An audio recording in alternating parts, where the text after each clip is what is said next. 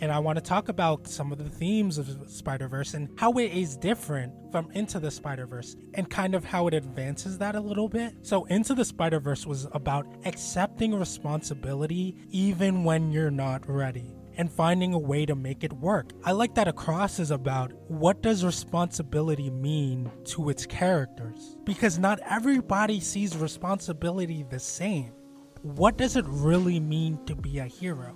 Another aspect I really want to talk about, and it's one of the themes of Spider-Man in general, like as a whole, is how does your interpersonal life affect you being a hero and vice versa? Because the real question is, when you get powers, do they get rid of your problems or do they enhance them?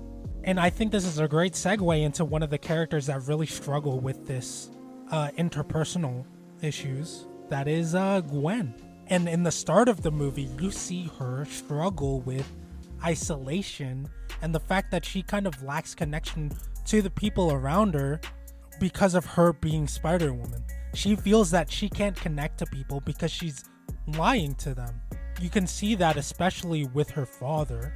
And when she finally unveils herself to her father, like in one of the crazier scenes, he kind of... father. Honestly, I think he kind of fails somewhat as a father here. Yeah, no, I think he not somewhat. He definitely fails as a father here. In that situation, you gotta give up being a cop and go for your blood. I'm sorry. But that's the thing, right? This is kind of the main discourse of the movie. It's her father juggling the responsibility as a cop versus the responsibility as a father. And he chooses, in this moment, being a cop. Wrong choice. It's the classic society versus person. And you can see how this kind of shapes the way Spider-Gwen thinks throughout the movie, right? You can see throughout the movie that she kind of leans towards society, but she really struggles with this decision. And I think it's because she really lacks the understanding of her own identity. Because if you see this, because the thing is, her father also is dealing with that exact same struggle. Listen, he's not failing society. He's definitely failing his daughter. No, I mean, I think in this moment he fails her. He makes a mistake, a lot of parents do, by not really trying to look through the viewpoint of their own child. Rather, he's seeing it through his own lenses. So Gwen gets sent, tragically, the thing where she was avoiding the whole time, into her own universe, where she finds her father that we haven't seen since the beginning of the movie. So true. He's definitely been, even though we haven't seen him since the beginning of the movie, he's definitely been brought up though, so I feel like his presence has still been in our minds. Yeah, no, he has been. I mean, as a captain, we know that he's gonna die. Or do we? Oh, but he's not a captain anymore, so therefore. And this is what we were talking about, how the canon events doesn't happen. And this is kind of the shift in Gwen's character, because he sees that her father also now makes the choice, instead of vying for the police. Instead of the society, it's the single. It's the single.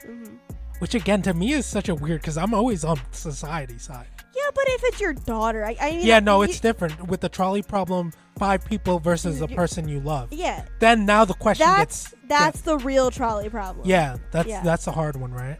I'm sorry to those 5 people out there. Okay.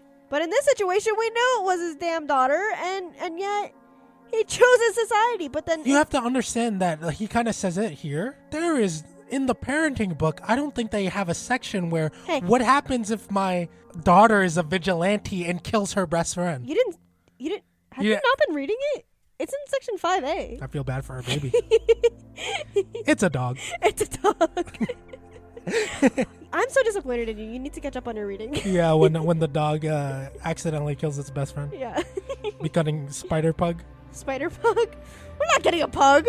Every Spider-Man is supposed to sacrifice. What does it mean to him that he doesn't, you know? Is he Spider-Man? His identity is tested in this moment. And throughout the chase scene, I really like Miguel hammers into him.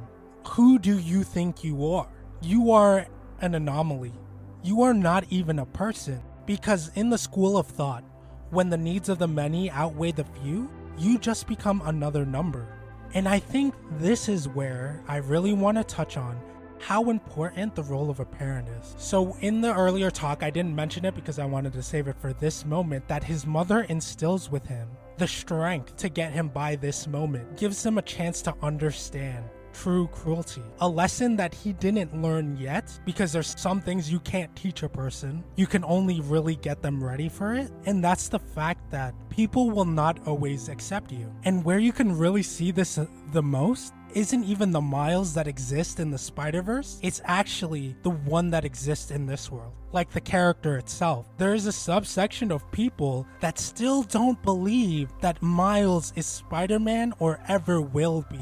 And that ties back to what the mom was saying. So how cathartic must have it been when not only is he Spider-Man, he beats every last one of them. More like outsmarts them, I would say. Yeah, but that's a form of beating them. Which also, that was an amazing moment. Obviously, the second movie is he's gonna be mature in this movie, but the maturity and how much he's grown since the first, it touches my heart. I felt like his mother in that situation. I was so proud of him. He's grew into an amazing character. And this is like another step in his journey. Because when the inevitable happens and Miguel says, "You do not belong here," because of his mother, he's ready.